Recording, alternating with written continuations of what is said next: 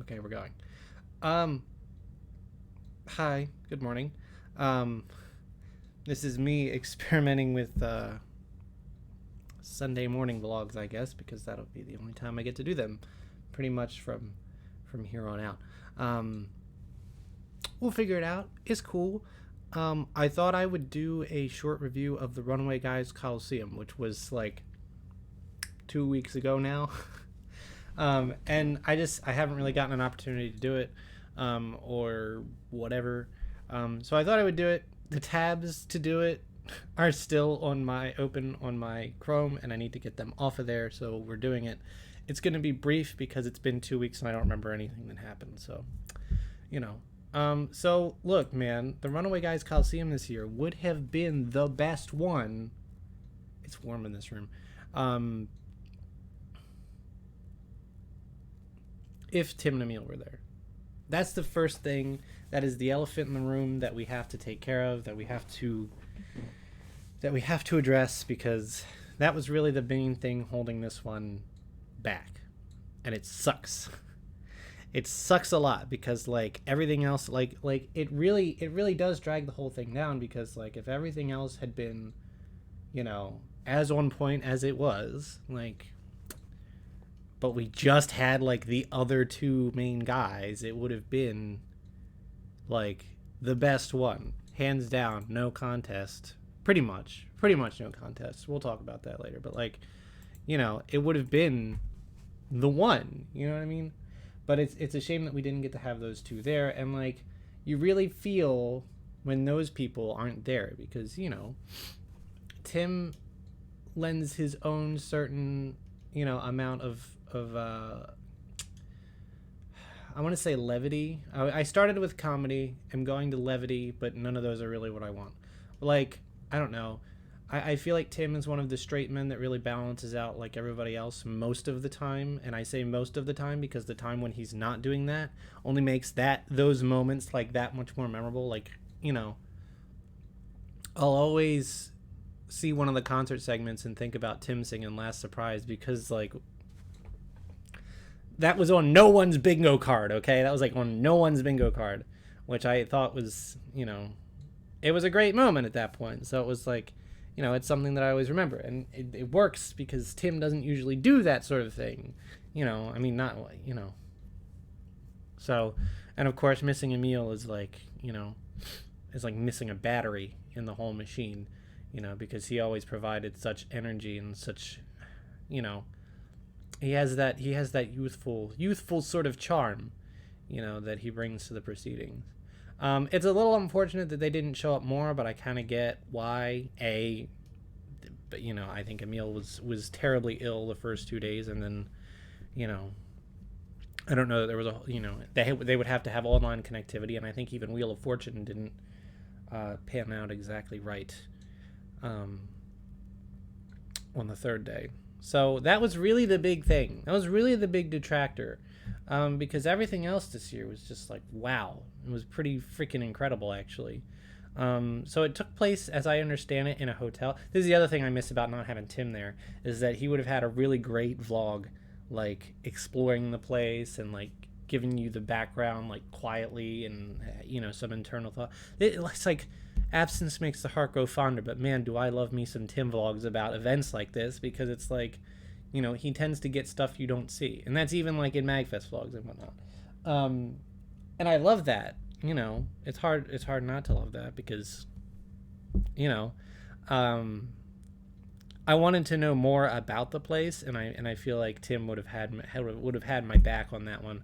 And he wasn't there, and that was sad. Like, Steven's vlogs are okay, but he's usually busy, and they were like only 6 minutes, and it's like, that's not that's just not scratching the itch, man.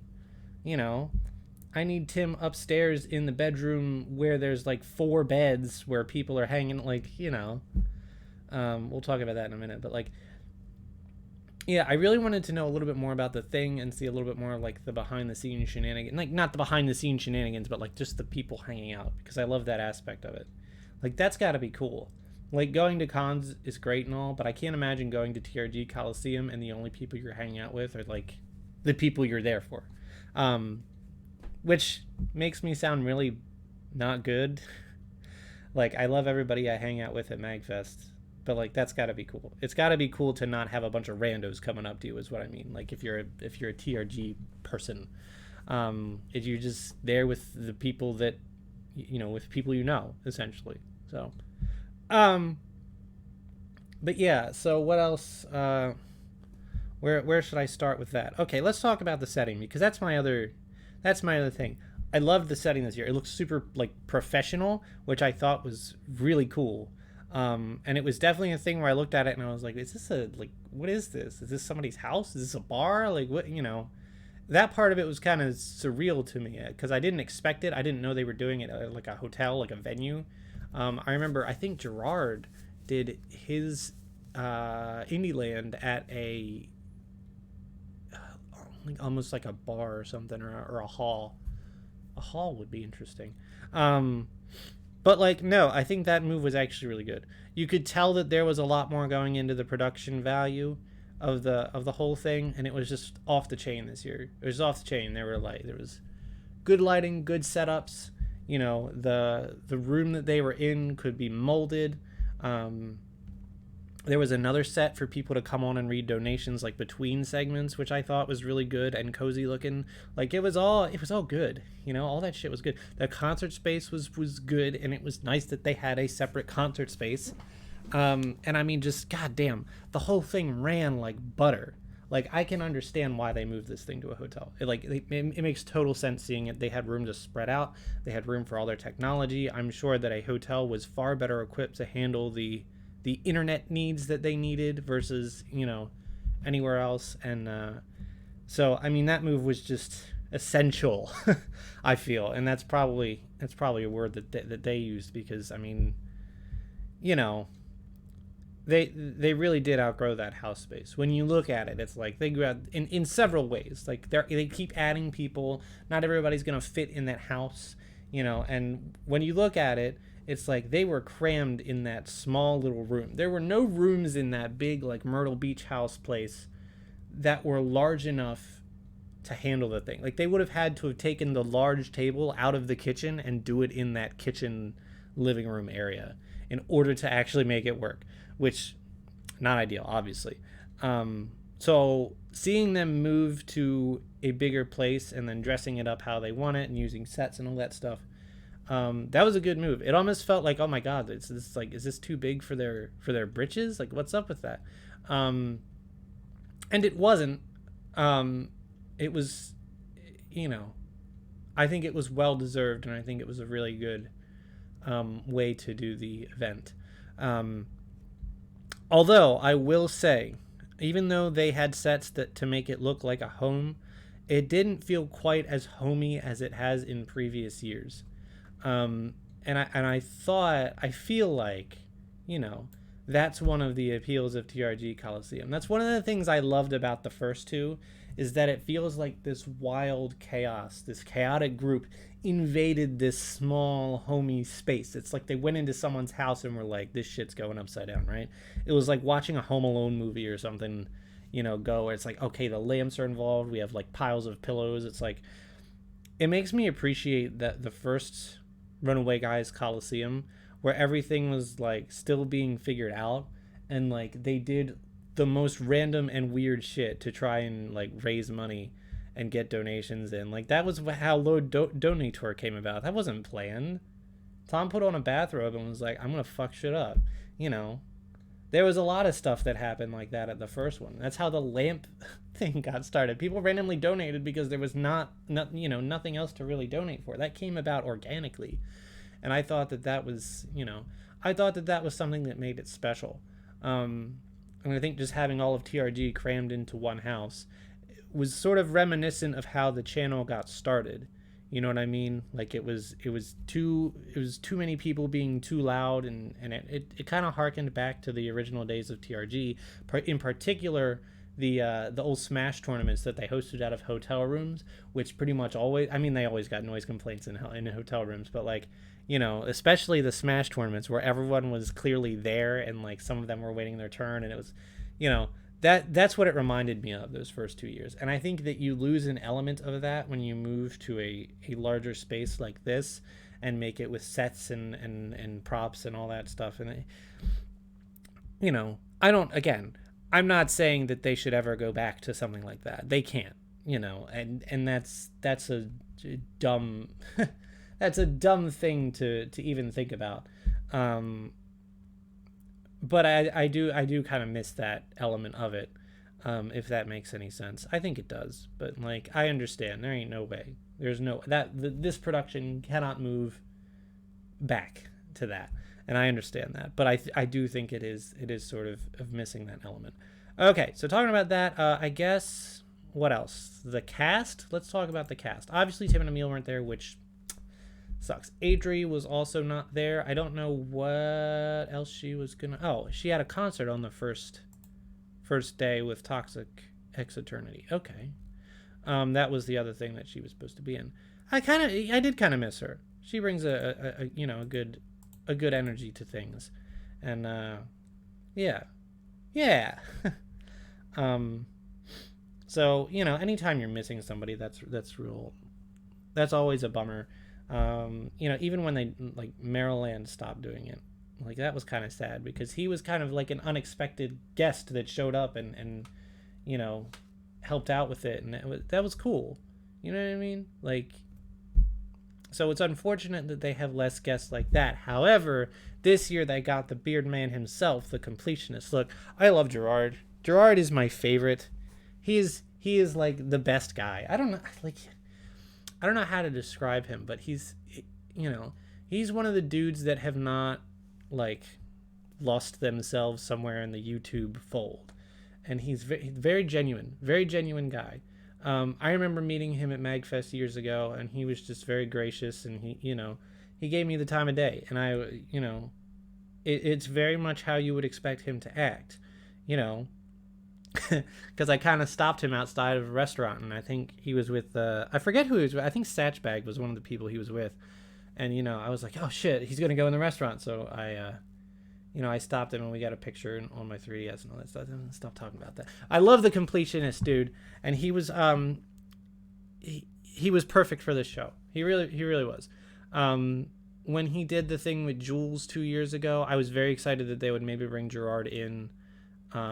Last year they didn't, but we were still kind of in pandemic mode, so that kind of makes sense. But I was so glad to see Gerard there this year because he's just excellent. He's doing it because he's gonna have fun with it.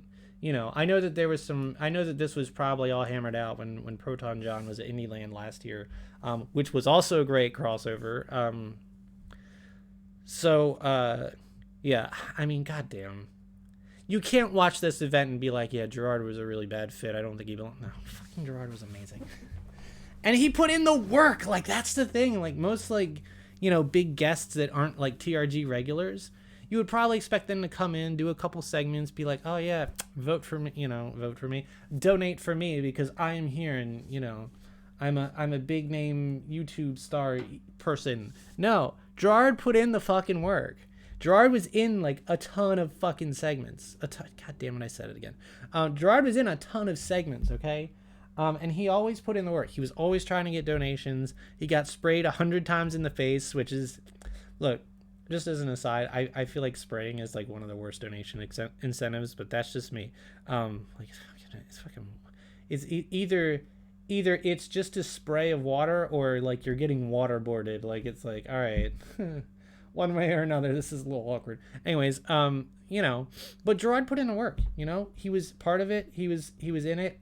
It was incredibly fun to see him react to things like Disc Only, where he was like, "Is this the podcast?" And they're like, "Yep, this is it." And he's like there was some secret he wasn't getting. It was Gerard completes Disc Only win, but like, I don't know. It's just always anywhere he shows up. He's just a goddamn gem, and I love that man. And it's like, I don't know, I could sit here and talk about the completionist in TRG Coliseum forever, but I can't do that because I can talk about other people. Jules, again, I have a lot of respect for the dude. He was in like almost every segment, as he always is, and always brings the energy, always brings the jokes. People will always donate for him, and he's perfect. He's perfect for that event. And it's like, man, I couldn't imagine if he was absent one year. You know what I mean? Like, I think sometimes he gets a little bit too much. Like, sometimes I'm like, oh my god, I need just a little bit less jewels right now. Like, sometimes that is a thing that happens. But like, I don't know. It would be hard to imagine the event without him at this point. And it's just like, I don't know. It's cool that he kind of paved the way for, like, you know, the musicians aren't just in the musician segments. They're going to be big parts of other segments. So I don't know. I feel like he's a really good, you know, he's always great to have, and he's always putting in the work. Like, I always respect the guests that put in the work, like him and Gerard. Like, it's great. So let's see. Most of the TRG regulars were there. It was nice to see Luca Jin back, like, with everybody, because I know she wasn't there like the second year, which was the disappointing thing about that year, because she wasn't actually there, and that was sad. So it was cool to see her back. Even, you know, she kind of appears sparsely, which is understandable, because not everybody's going to do all of them. Lord knows, not everyone has that kind of energy. So it's, you know, that's pretty good. Let's see. Tyler and Josh were there. Tyler and Josh.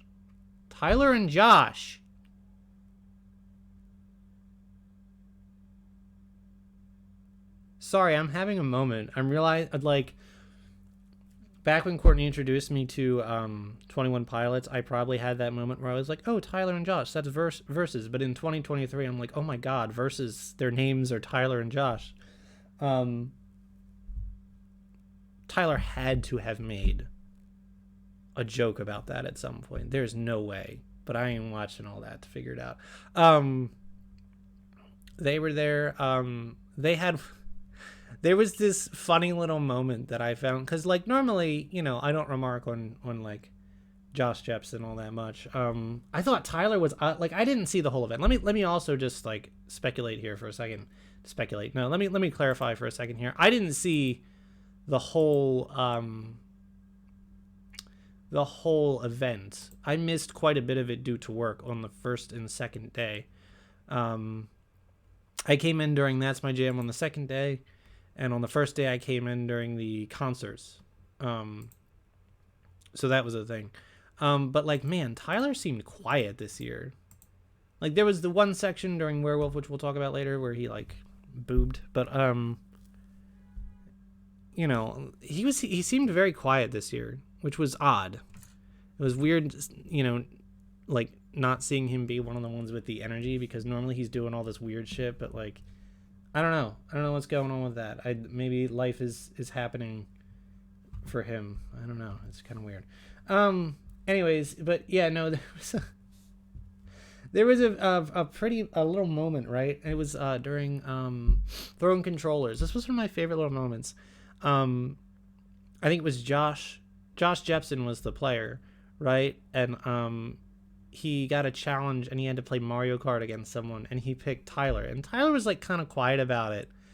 And then Tyler started winning, and he's like, oh man, I feel bad, I'm kind of winning. And Josh said, I just wanted to race with you. And it was like this weird, like, moment that felt like it was more than it was. It felt like it was, like, this emotional, like, little thing. Like, it just, like, because Versus is over now, right? Like, the, you know, Josh stopped doing it, right? And then Tyler hasn't really done it since, actually, as far as I know.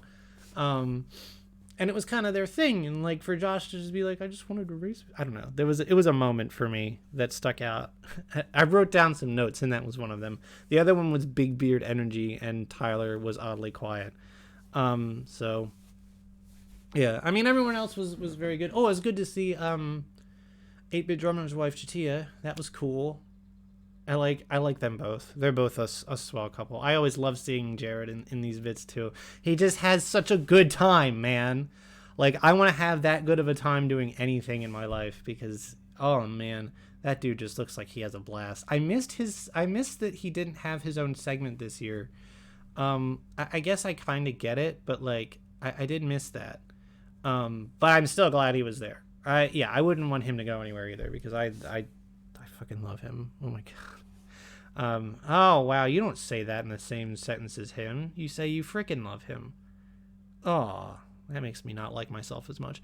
But yeah, and having Jatia there was also really good because, you know, she's been in the past ones, but having her be with everybody is cool, and she seems like a cool, you know, I think I truly believe in balancing forces, and like that was a, you know, she was one. It's always nice to have like the quieter people, you know, because it's like people will like kind of not forget about them, but like, you know, halfway through people will be like, oh yeah, we're picking this one to win, which is exactly what happened with Mouse Sweep at Throne Controllers. So that was pretty fun. Who else was there? I don't know. Everybody.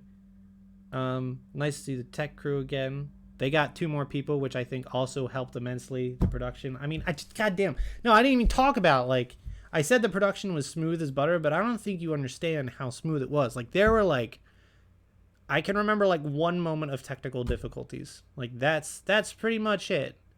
That's pretty much the only moment that I remember. And, like, that's pretty impressive, man. So, like, I don't know, like, having an expanded tech crew, like, it feels like it's a bit too much, but it was just enough. It was good. Yeah, no. Again, no complaints there. I'm probably missing talking about people in the cast, which is sad, and I'm sorry, but, like, I don't know. It was a thing. Again, Tim and Emil weren't there. That was very hard to, kind of, you know, reconcile, and it was always going to be an uphill battle there. So let's talk about some of the segments, right? Okay, let me pull up the schedule, and then I can exit out finally. Let's see. 3D World was good. Werewolf was peak. Okay, Werewolf was really, really good this year. And the TRG impersonation. What am I saying?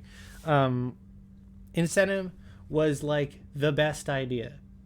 I mean, it sounds like almost like a pandery idea, but it was a really good idea, and I wouldn't be surprised if next year that was just a segment, or that it's an incentive that like pops up more often.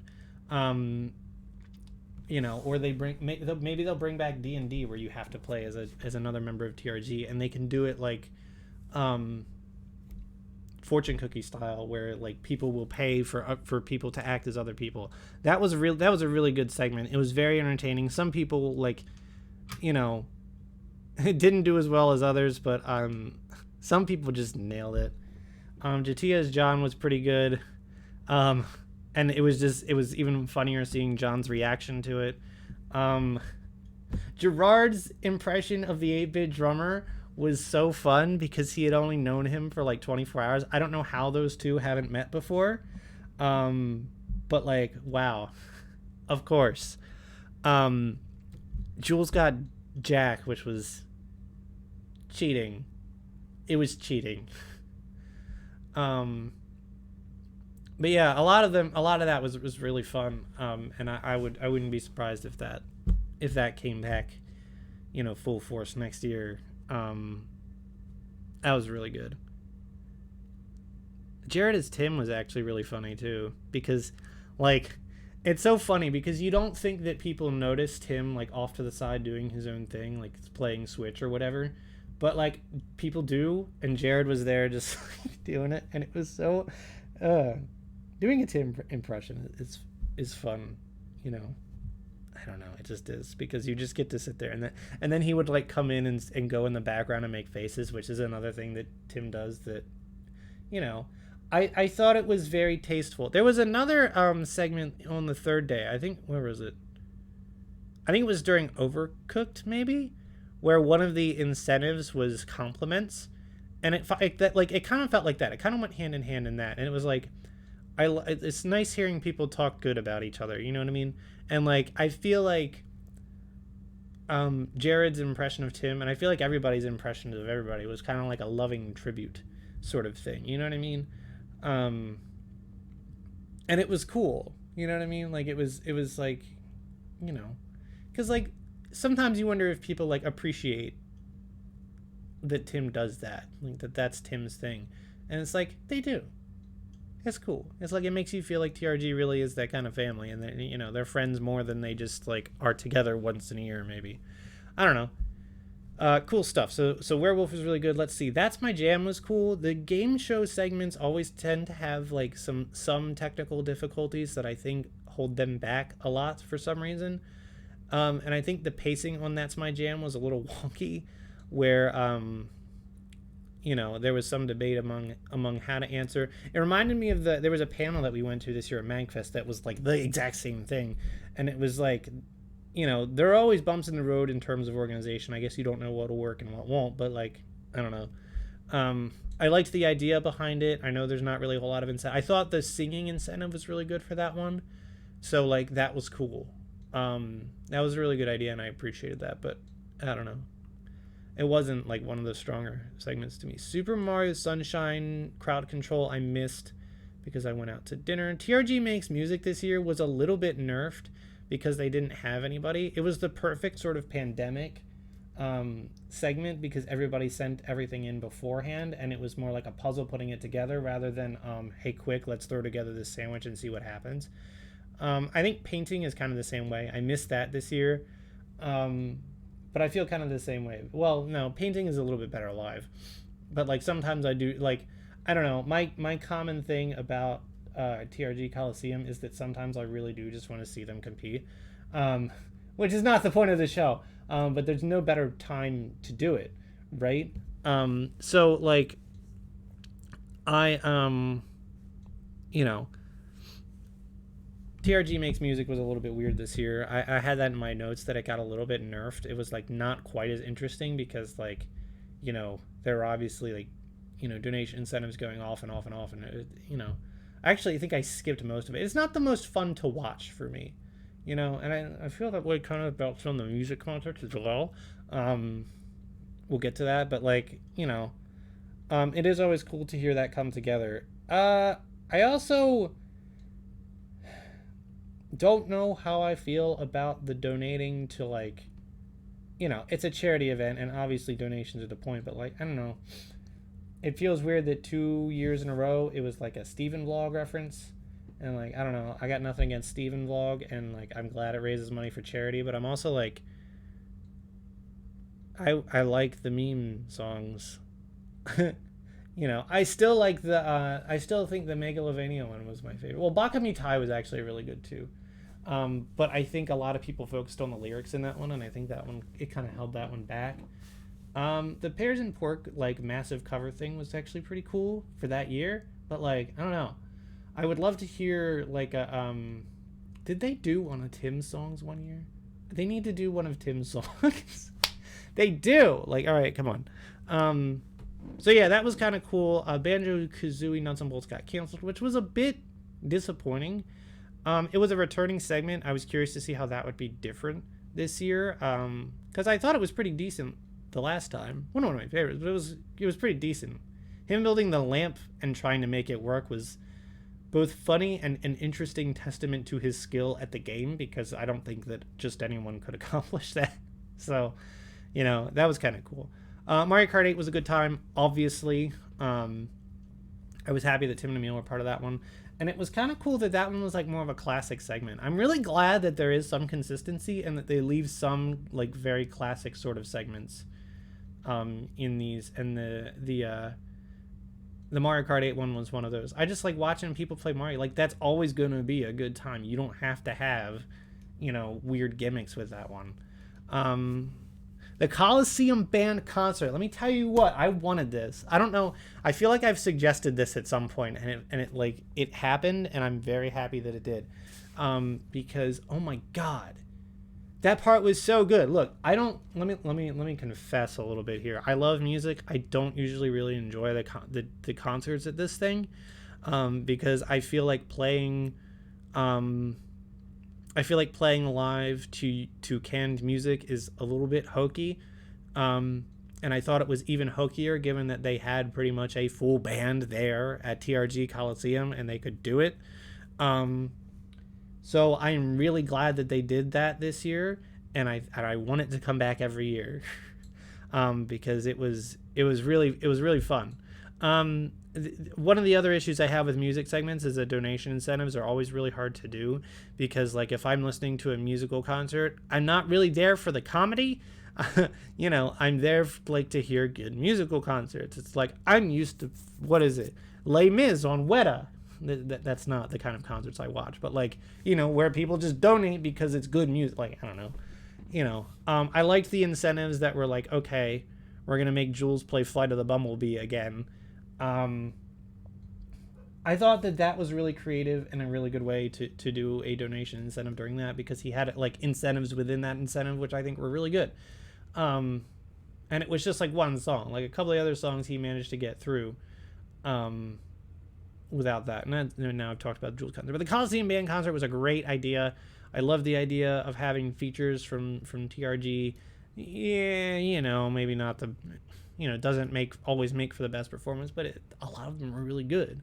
And I would so much rather have them play as a full band, as a live full band crossover, than to have like basically any of them play individually. And that's not to say anything about their skill, because they're all really talented musicians, but like seeing them play better together makes it an event.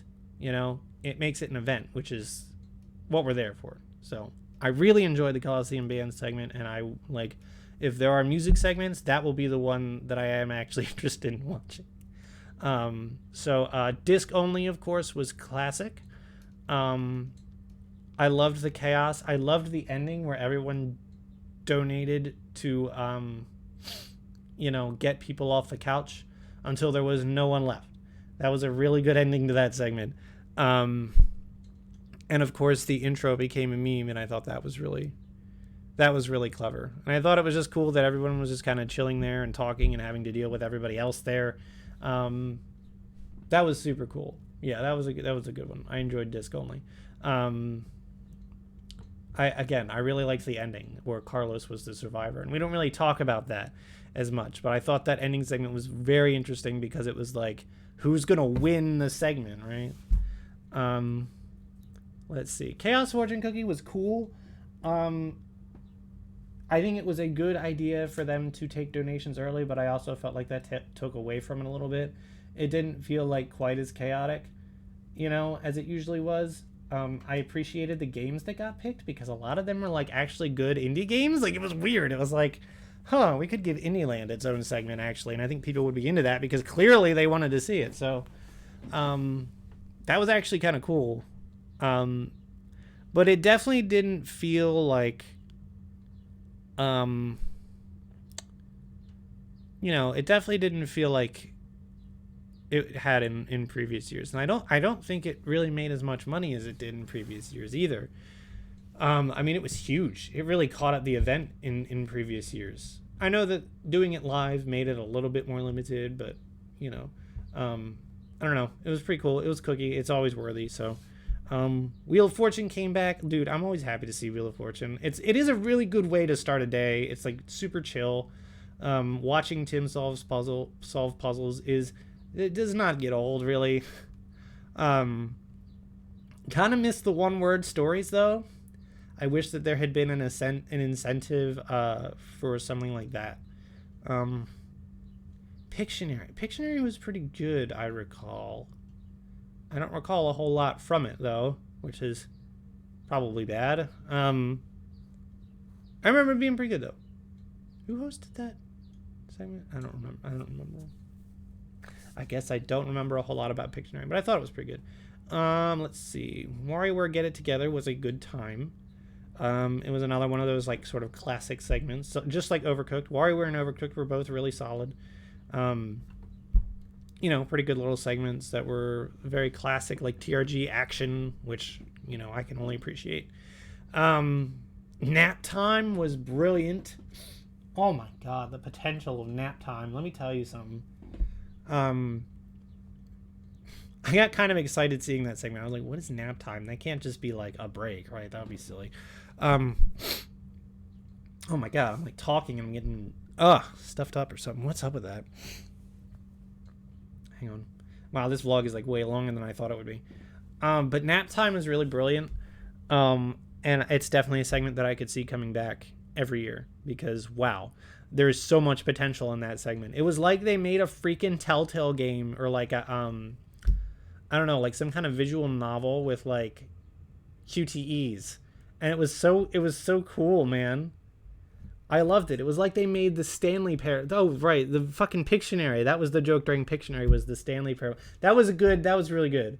Come to think of it. That is the part of that I remember, where it was like Stanley Parable, and then the next one was not the Stanley Parable. That was really good. And then Nap Time was like Stanley Parable, the freaking segment, right? Oh my God, that was so fun. It was such a good, like, I know there's sort of a limited way to get donations during that, but like the add and remove comfort like kept things constant, and then like the raising goals were or the bigger things to move the plot along was like, that was good. I would love to see more of that. That would be cool. Like, imagine it's like a walk, right? Like you have one of the TRG people get up and they go like on a walk through the set or something, and as they do, like each donation like makes them take a step or a couple of steps, and as they do, like there are like the other members of TRG like around, and they like interact in some way, and then you get to the goal and it's like, woo, I don't know. But there's a lot of potential for a segment like that, and I want to like applaud whoever came up with it because I had an insane amount of fun watching it. It was really good. Throwing controllers was a fun time as per usual. It's always fun to watch them participate in thrown controllers. I'm a little bit sad that we didn't get actual John playing like the game, but you know, always a classic. It's hard to say anything bad about that. The Sab, Irene, and Family Jewels concert, I pretty much talked about already. I thought Jewels' segment was pretty good. Like I said, I really liked the Flight of the Bumblebee thing. Even though I feel like at some point it's a little bit ridiculous. But I thought it was an interesting thing, and it was framed and built up very well. Meta in universe, in story, the plot. And I thought sticking Post-it notes on his body was interesting. I don't know why I thought that. So yeah, that was kind of neat.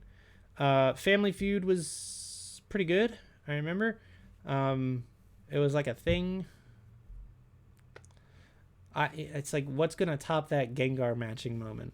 I rewatched that and I really didn't get it because like everyone always talks about, oh, the Gengar moment, but like the fact that both of them said it was like, now I get it. That's amazing. So that was cool. And then it ended on Mario Party. Look, let me just level with you for a second. I love that day 3 ended early. I love that they just had, that they were like, okay, 9:30 is our last segment, but it's going to go on for as long as it takes. The only thing I didn't like is that I was like, okay, when does it end though? Like when the Mario Party game ends or what? But like, the Mario Party segment is never a Mario Party segment. It's literally just like the closing ceremonies, and they just kind of hang out, and you know, chat goes crazy. And the disc only logo played a bunch of times, which I thought was all right. It was a cool thing, but like, I don't know. That it's always a fun little final segment there with the you know, the Mario Party. But yeah, it is kind of just like a closing segment where everybody's hanging out. I thought that one was a little bit more annoying because disc only ended up being kind of the same thing, where it was like all of them in the same room. But I think everyone else was so interested and or confused about what was going on that they stayed quiet and were curious about what would happen next. Whereas in Mario Party, it's like everyone was talking at once, so there really wasn't a focus for that segment, and that was kind of sad for me. I don't know, and I didn't see the end of Mario Party because I had to go to bed and go to work the next day. But I really do appreciate that it tried to end early with that segment. Oh my God, stop. All right, bumpers. I haven't seen all the bumpers yet. I guess I could have waited until the compilation came out, which happens tomorrow, of course, to talk about them. But it's also hard to talk about the bumpers when you know, 2 of the guys aren't there. That's kind of unfortunate. I really like the fighting game bumpers. I love shit like that. I love it. Like, let me just like freak out a little bit for a second because I love that. And it made me sad that Tim and Emil weren't there because we don't have the full roster. It's like we got to get them as DLC next year, and that blows. But I love stuff like that. I love stuff like I can't even talk about it because that's the kind of stuff that I love to see. Like huge crossovers between people in a way that's organized. Like it's like a video game, but they're in it. And like having them come together, it's like Smash Brothers. It's a video game, right? Like, okay, I don't know how to, talk about this, but no, I do love things like that. Where like, I really like the crossover aspect of Coliseum. You know what I'm saying? That's why I love when they have more guests like Gerard and they include more people, which is it's always a good thing. So yeah, yeah. That was one of my favorite bumpers. I also loved Tim's cookie bumper. Very underrated bumper, people. Like, and no one ever comments about that one. Everyone talks about the Office Tech Crew bumper, which was good, especially when you learn that it was spontaneous. I don't know if it was like one of my favorites though, but I also missed a lot of bumpers too, so that was kind of a sad one. So it's so that's one of the reasons why I didn't talk about a whole lot of bumpers. I don't know, because I didn't get to see. I saw the T-pose one. That one was kind of neat. I still haven't seen the intro. I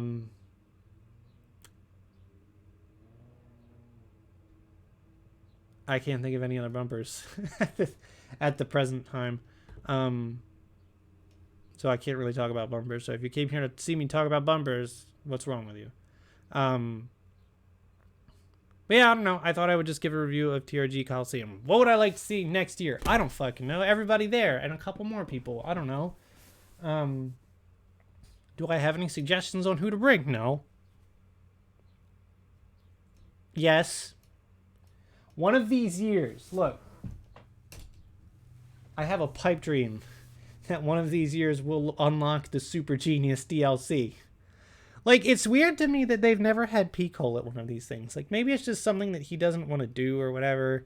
Because I don't know what he does these days. I know he was into speedrunning a lot. But, like, weird that he couldn't come to one of these things.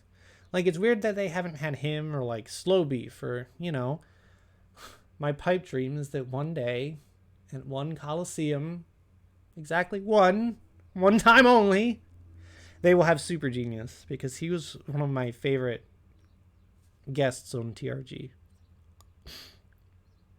And I miss him. And I think this would be the perfect event for him to be at, at some point. I know he's in Japan. I know he's got, a job to do, but like, I don't know. I feel like there would be one time where he could, I don't know. We don't see him anymore, but I would love to have him back. Could you imagine this in your brain for a second? Imagine a segment that's got a bunch of question marks for it. Nobody knows what it is. And it's the Battletoads race, but live. How awesome would that be? That would be awesome. So that's a suggestion. They did the Coliseum band thing, which is great. I don't have to suggest that anymore. So, again, I always like classic competition segments. I kind of miss Smash Brothers or some sort of fighting game tournament this year. I feel like having a cool tournament would be a cool thing. I know it doesn't really have a lot of room for incentives. But, like, with all those people in one room, I would like to see them actually compete. There was, like, a Smash Bros. Tournament, I think the first year. But it really hasn't been the same since. And even like Tom's Smash Brothers thing was pretty cool. But I would love to see a legit tournament again. I would also love to see them implement some sort of like point system, maybe for the for the players. I would love for someone to win Coliseum. I would love for Coliseum to be like kind of this like winning event. You know what I mean? Like, because it's called Coliseum. It's like people are going head to head and shit, right? Like, that's cool. And I feel like if there was a way to embrace that more, that would be super cool. How is this thing 45 minutes? Jesus. But I always really like to see that sort of thing. And would love to see more competition-based things, or like, you know, I mean, imagine the hype. Someone at the end, someone wins Coliseum, and like maybe they win the lamp for the year. I don't know, but that would be cool. And like donations could be given for like which you know, Coliseum personality do you think should win? It could be like an ongoing donation thing. I don't know, but I would love to see some sort of background element like that runs through all of the segments. You know what I mean? Like, give it that through line, give it that update throughout the, you know, throughout the event. Oh man, Tom's winning now. Let's do it. Oh, I forgot to talk about Tom Fox. Tom Fox was there. I love Tom. Always puts in the energy as well. Oh, that is one thing I want to talk about. Goddamn. Lord Donator has been nerfed. Like, I don't know. You just don't see anything like that anymore. It was fun for the event to have this, like, weird antagonist character. And it's like, oh my god. The transformation of Lord Donator is like when you fight, is that comparison. When you fight him as a boss versus when he joins the party. Lord Donator has joined the party and has been significantly nerfed as a result. It's a little bit disappointing to see, but I could also understand if Tom is maybe tired of the gimmick, and just wants to be him, or just wants to make scant appearances. His appearance on Throne Controllers was just very low energy this year, and it was kind of disappointing to see. But yeah, more of that, more weird, wacky shit. You know, like, I don't know. If you're gonna go big like that, I feel like, man, put a narrative in there, put a competition in there. Let's see who wins. You know, I don't know, but I'm not there. You know, I would love to go to one of these one day. Let me just top this off by like saying that setting it in a hotel as well sort of makes me feel like, hey, maybe someday people can actually go to this thing. You know, and then like if it's a live event, like you can donate and like walk onto the set for 3 seconds. You know what I mean? That would be chaos and terrible, but like that would be an interesting thing if they ever did it like with people. Let me tell you what, I would love to go to Coliseum though. I would really love to be able to go there and just like hang out. That seems like such a cool time. It's like, how would I do? What would I be? How would I participate? And this is something that I always think about, you know me. But yeah, it was definitely something that I would love that. That's like one of those things that's like kind of a dream of mine, I guess. I would really love to be able to go to a Coliseum and participate or do something like that. I don't know. I think it would be cool. You know, it would be really cool. I would love for there to be like a contest or something. Maybe like before it happens, and then you can be like the special guest, you know, win a trip to Coliseum, you know. Or just like win admission, because no one gets that. So I would love that though. That would be cool. I want to win that competition, man. Anyways, this is my way overly long review of TRG Coliseum. Sunday vlogs work apparently, so maybe there will be more of them. This is long. How is this so long?